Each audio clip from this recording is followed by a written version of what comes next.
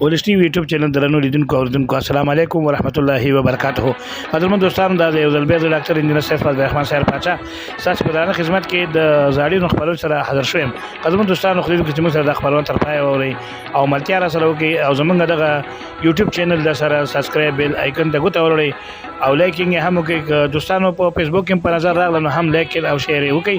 تاسو لایکونه مونږ ته او شیر راکړئ چې نورې خېخې خبرونه تاسو ته ترتیب او د یوټیوب چینل د لارې تاسو ته په نشر وسو. قدم دوستانو ذهنونه مشوش شوي دي نو ذهني تفریح په خاطر باندې موږ کوشش کوو چې خېخې خبرونه او چې د ورسته چې ګټه ورسیږي تاسو ته په نشر وسو. نو دوستان راځي چې د خبرونه تغوږ کیدو او موږ سره د دې خبرو تر پای ملتیاګانې وکړي.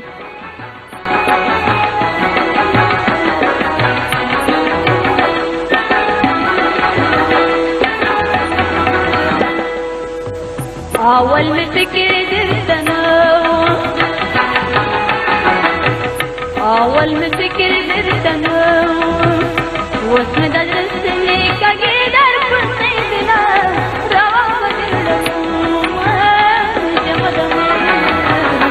جمداني لمني هونا بلما روا جمداني لمني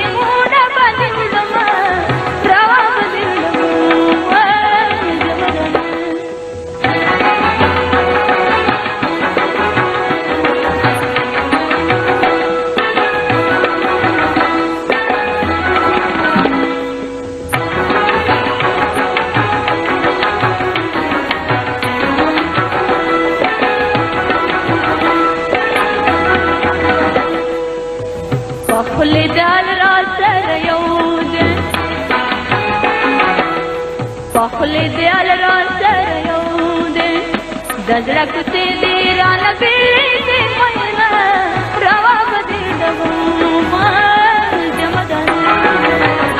جمدانی لمنی مودا بدی دگو روا بدی دگو جمدانی لمنی مودا بدی دگو روا بدی دگو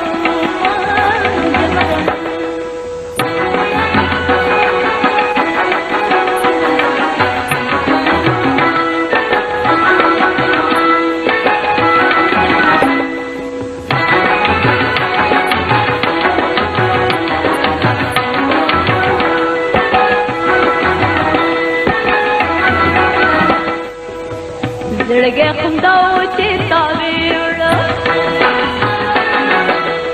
زړګي خونداو چې تاویړ ګلاب کون دې چې بنور پړې ګلونه روا بدل جمداني لمنه موډه بدل روا بدل افغان کلاسیکس جمداني لمنه موډه د زاړي ادونو قدرمن دوستانو دا چې زمونږ د پروګرام د پای شي بیري نور د سره په سټوډیو کې د پاتې کېدو اجازه نه لرو. اوس دنه زه ډاکټر انجینر سیف الرحمن صاحب پاچا چې بیا د ونی خبرونه سره ستاسو په دغه خدمت کې حاضرېږم. اجازه غواړم تاسو په لوی بخون کې او مهربان خدای سپارم په مخامو ښه.